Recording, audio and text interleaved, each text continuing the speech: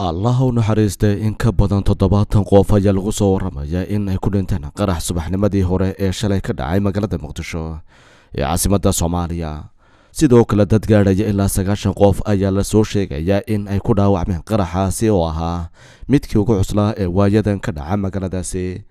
meelo badan oo caalamka ayaa looga soo tacsiyeeyay ehelada dadka ku dhintay qaraxaasi, waxaana mas'uuliyiinta dambaalka tacsida u diray ehelada dadkii ku dhintay qaraxaasi kamid ah gudoomiyaha xisbiga mucaaradka wadani Dr. Cabdiraxmaan Maxamed Cabdilaahi Ciro oo qoraal kooban oo soo gaarsiiyay telefishinka caalamiga ee Saba ku yiri naxdin iyo tiiraanyo ka weyn ma jirto in la go'aado shacab aan waxba galabsan ardaydii ahayd u bixi soo kacayay xoogsato shaqo tag ah.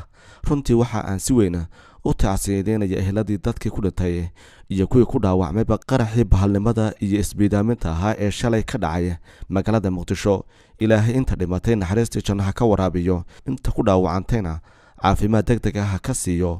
waxa aan leeyahay dadka reer Muqdisho oo dhibkaasi soo gaaray ha isdhiibina walaalayaal, ayuu ku yidhi gudoomiyaha xisbiga mucaaradka ee wadani. qoraalkaasi waxaanu ku soo xidhay meerisyo ku jiray maanso uu waqti hore dhacda la mid ah tan oo kale uu ka tiriyay Awan Xasan Dhuxul Laabsanax oo uu ku yidhi xamar dhaxalumay helin dhiig korkeeda lagu qabo, xamar dhaxalumay helin in dadkeeda lagu dhibo, xamar dhaxalumay helin in dhexdeeda lagu dilo dhalaankiyo duqaytida.